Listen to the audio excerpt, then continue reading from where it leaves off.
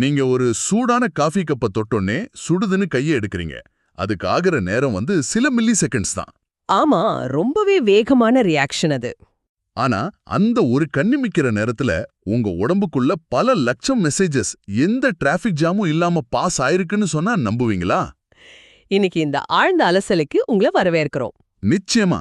இன்னைக்கு நம்ம அலச போற டாபிக் ரொம்பவே சுவாரஸ்யமானது. ஆமா, 10ஆம் வகுப்பு அறிவியல் பாடப்புத்தகத்துல இருக்கிற நரம்பு மண்டலம் பத்தின குறிப்புகளை தான் இன்னைக்கு நம்ம சோர்ஸா எடுத்திருக்கோம்.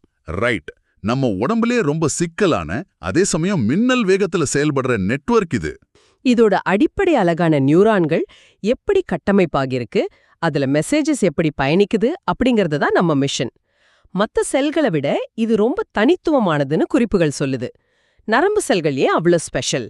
இப்போ பாத்தீங்கன்னா, நம்மள சுத்தி நடக்கிற மாற்றங்களை, அதாவது தூண்டல்களை உணர்ந்து அதுக்கு ரியாக்ட் பண்ணணும். அதுக்காகவே பிரத்யேகமா டிசைன் பண்ணப்பட்டவை தான் இந்த நியூரான்கள். ஓஹோ. இதுல முதல் விஷயம் இதுதான் மனித உடம்பிலேயே மிக நீளமான செல். சுமார் 100 மைக்ரோமீட்டர் வரைக்கும் நீளம் இருக்கும். 100 மைக்ரோமீட்டரா? ஆமா. இன்னொரு முக்கியமான விஷயம், இது மத்த செல்கள் மாதிரி பகுப்படையாது. அதாவது ஒரு வாட்டி உருவாயிடுச்சுன்னா திரும்ப பிரிஞ்சு பெருகாது. ஓகே, இத கொஞ்சம் விரிவா அலசுவோம். இப்போ நம்ம தோல்ல காயம் பட்டா புது செல் உருவாகி ஆறிடும்ல. நியூரான ஒரு கேபிள்னு வச்சுக்கிட்டா அது பழுதானா என்ன ஆகும்? புது செல் உருவாகாதுன்னா இது நம்ம உடம்போட டிசைன்ல இருக்கிற ஒரு பெரிய குறைபாடு இல்லையா? பாக்குறதுக்கு அப்படிதான் தோணும். ஆனா இதுக்கு பின்னாடி ஒரு ஆழமான பயாலஜிக்கல் காரணம் இருக்கு. இந்த நியூரான்கள் தான் நம்ம நினைவுகளை, அதாவது மெமரியை ஸ்டோர் பண்ணுது. ஓ, அப்போ இது வெறும் கேபிள் மட்டும் இல்ல, மெமரி ஸ்டோரேஜ் கூடவா? ஆமா.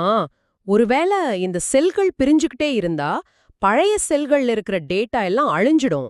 நீங்க சைக்கிள் ஓட்ட கத்துக்கிட்டது, உங்க நண்பர்களோட முகம் எல்லாமே இந்த கனெக்ஷன்ஸ்ல தான் பதிவாயிருக்கு.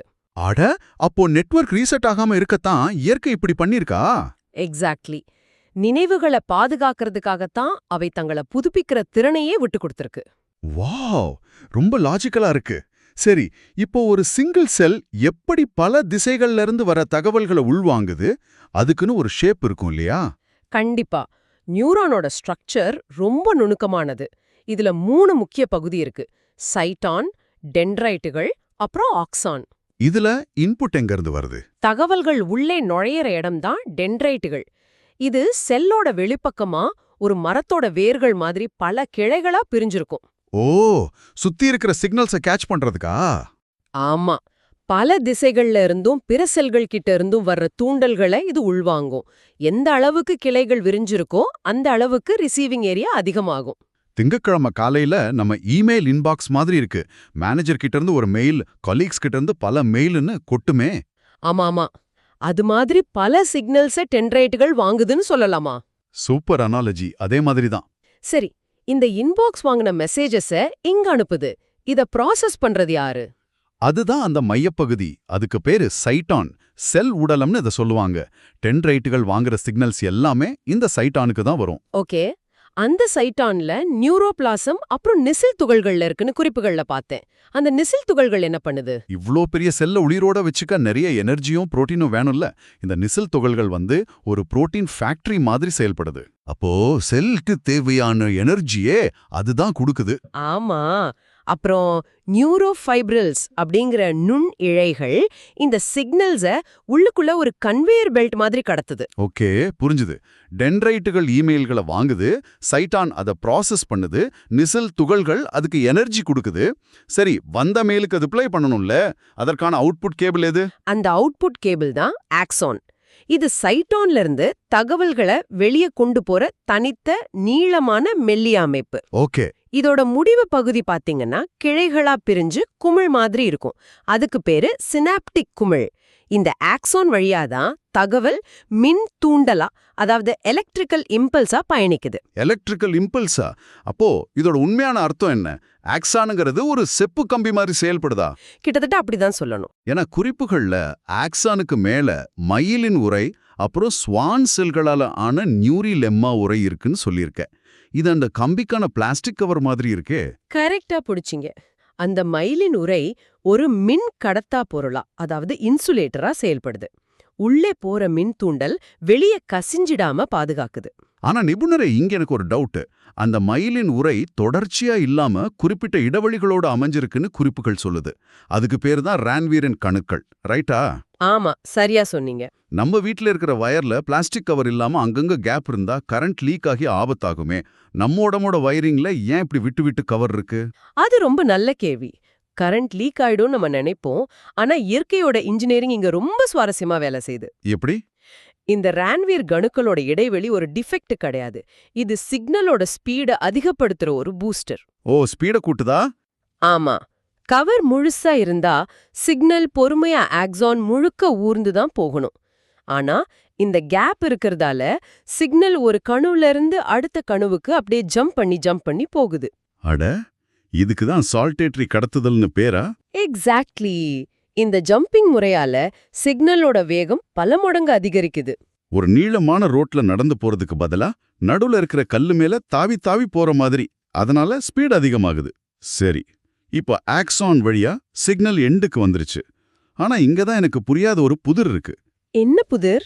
2 நியூரான்களும் ஒரு பிளக் பாயிண்ட் மாதிரி ஒட்டியிருக்காதுன்னு குறிப்புகள்ல இருக்கு. ரெண்டுக்கும் நடுவுல சின்ன கேப் இருக்கு. அதுதான் சினாப்ஸ்னு சொல்றாங்க. ஆமா, ஒரு சின்ன இடைவெளி இருக்கும். ஆக்ஸான் வழியா வர்றது கரண்ட் ஆச்சே. வயர் முடிஞ்ச உடனே கரண்ட்டும் நின்னுடுமே. எப்படி அந்த கேப்பை தாண்டி அடுத்த செல்லுக்கு சிக்னல் தாவுது? இத கொஞ்சம் பிக் பிக்சர்ல பார்த்தோம்னா இயற்கை எவ்ளோ புத்திசாலித்தனமா செயல்படுதுன்னு புரியும். நீங்க சொன்ன மாதிரி மின் தூண்டலால அந்த கேப்பை நேரடியா தாண்ட முடியாது. அங்கதான் தகவல் பரிமாற்றத்தோட ஃபார்மேட் மாறுது. ஃபார்மேட் மாறுதா? என்னவா மாறுது? எலக்ட்ரிக் சிக்னல் ஆக்ஸான் முனைய அடைஞ்சதும் அங்க அசிட்டைல் கோலின் மாதிரி சில கெமிக்கல்ஸ் உற்பத்தியாகுது. இதுக்கு பேரு தான் நரம்பு உணர்வு கடத்திகள் அல்லது நியூரோ டிரான்ஸ்மிட்டர்ஸ். ஓ, அப்போ எலக்ட்ரிசிட்டி கெமிக்கலா மாறுது. ஆமா, மின்சாரம் வந்ததும் இந்த கெமிக்கல்ஸ் அந்த கேப்ல கசிஞ்சு ஒரு படகு மாதிரி இடைவெளிய கடந்து அடுத்த நியூரானோட டென்ட்ரான போய் தொடுது. தொட்ட உடனே திரும்பவும் அது புது எலக்ட்ரிக் சிக்னலா மாறி பயணத்தை தொடருது. சூப்பர். இத நான் ஒரு ரிலே ரேஸோட ஒப்பிடலாமா?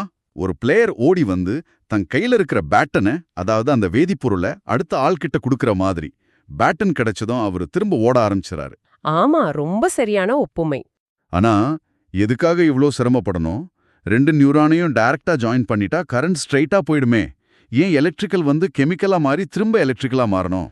அதுக்கும் ரொம்ப முக்கியமான காரணம் இருக்கு. ஒரு சாதாரண வயர்ல கரண்ட் 2 பக்கமும் போகும். ஆனா நரம்பு மண்டலத்துல தகவல் எந்த குழப்பமும் இல்லாம ஒரே ஒரு திசையில தான் போகணும். ஓஹோ, ரிவர்ஸ்ல போகக்கூடாது. கரெக்ட்.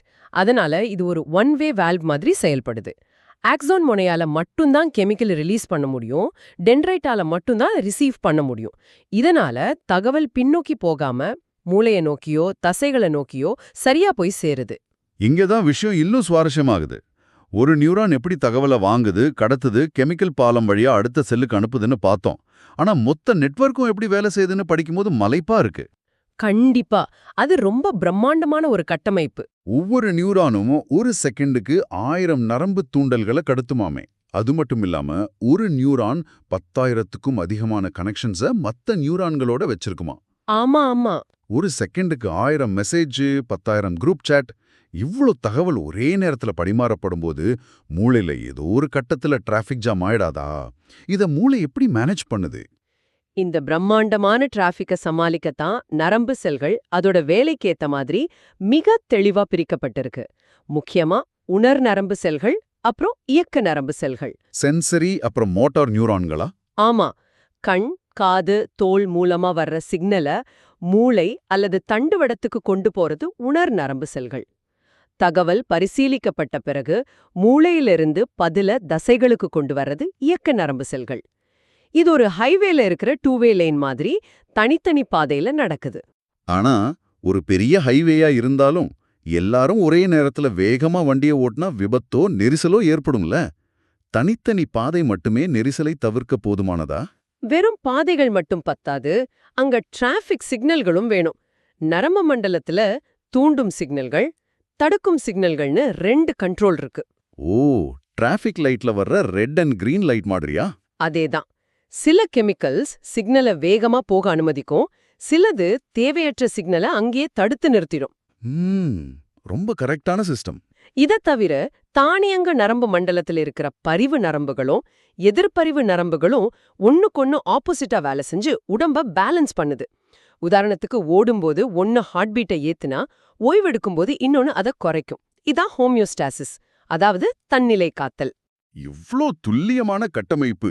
நம்ம ஒவ்வொரு அசைவுக்கு பின்னாலும், பேசுற ஒவ்வொரு வார்த்தைக்கு பின்னாலும் இந்த நியூரான்களோட மின் தூண்டலும் தாவி செல்லும் வேகமும் கெமிக்கல் எக்ஸ்சேஞ்சும் தான் இருக்குன்னு நினைக்கும்போது ரொம்பவே ஆச்சரியமா இருக்கு. கண்டிப்பா ரொம்ப பிரமிப்பான விஷயங்கள் இதெல்லாம். இன்னைக்கு குறிப்புகள்ல பார்த்த இந்த வியப்பூட்டும் உண்மைகளை வச்சு இந்த ஆழ்ந்த அலசலை கேட்டுட்டு இருக்கிற உங்களுக்கு ஒரு ஆழமான கேள்வியை முன்வைக்க விரும்புறேன். சொல்லுங்க. ஆரம்பத்துல பார்த்தோம் நியூரான்கள் பகுப்படையாதுன்னு. அதாவது தோல் செல்கள் மாதிரி உங்க மூளை புது செல்களை உருவாக்குறது இல்ல. பிறந்தப்போ இருந்த அதே நியூரான்கள் தான் இப்பவும் உங்க மூளையில இருக்கு. ஆனா ஒவ்வொரு நியூரானும் 10,000 புது கனெக்ஷன்ஸை உருவாக்க முடியும். ரைட். அப்படின்னா நீங்க புதுசா ஒரு விஷயத்தை கத்துக்கும்போது உங்க மூளையில புது செல் உருவாகல. மாறாக நியூரான்களுக்கு நடுவுல புது வேதியியல் பாலங்கள், அதாவது கெமிக்கல் பிரிட்ஜஸ் உருவாகுது. ஒரு புது பாதைய உங்க மூளை தனக்குள்ளேயே சமைச்சுக்குது. ரொம்ப கரெக்ட். அப்போ இன்னைக்கு இந்த ஆழ்ந்த அலசலை கேட்டு இவ்ளோ புது விஷயங்களை தெரிஞ்சுக்கிட்டீங்க.